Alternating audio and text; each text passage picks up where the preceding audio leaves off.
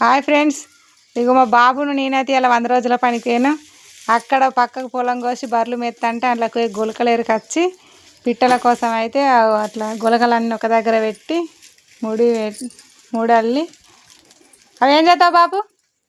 పిట్టలు కట్టాలి. ఎందుకు పిట్టలకి ఎందుకు అట్లా కట్టుడు? ఇది పిచ్చుకలు తింటే మన తలుచుకుంటాయి, మనకు బాగా పుణ్యం. పిచ్చుకల కోసం అని కష్టపడి పొలం నుంచి ఎరకొచ్చి ఇక్కడ కడతాం ఇంటికాడ.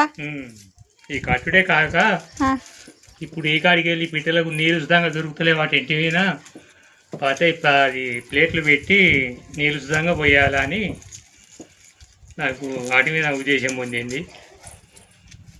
అదే పిచ్చుకల కోసం పొలం కాడ నుంచి పట్టుకొని వచ్చినావా?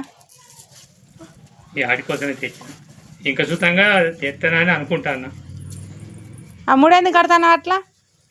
ఇది అవి వీటికి కొలకలకు ఉండి తింటా అంటే కింద పడకుండా ఉంటుంది.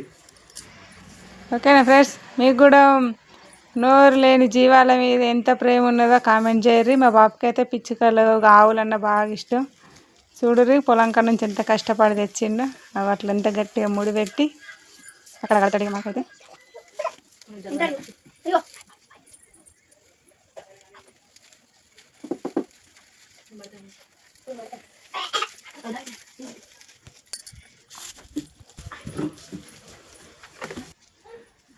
ఎవరా గట్టిరుగా బాబు? అది ఎక్కడిది మరి? ఇది వానకాలం అప్పుడు. అది వానకాలం అట్లప్పటి తెచ్చి కట్టి అది ఇప్పేసి ఇప్పుడు మళ్ళీ వేసాం అట్లది కడతావా? ఇవి అయిపోయినాయి, ఉన్నాయి కొద్ది కొద్దిగా ఉన్నాయి కానీ లోపల ఉన్నాయి. ఇక అవి కొట్లాడుతున్నాయి ఇవి అందక. అయితే మళ్ళీ ఇప్పుడు కొన్ని కొత్తవి తెచ్చింది. ఈ వీటి సుతంగా ఉల్టా పల్టా చేసి కడితే ఆటిని ఇచ్చిన అక్కడ తింటే.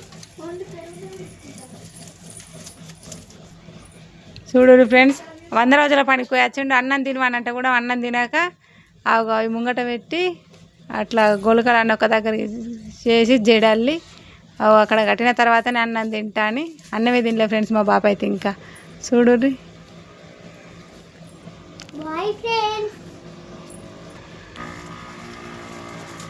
పిట్టలు అంటే పిల్లలతో సమానం.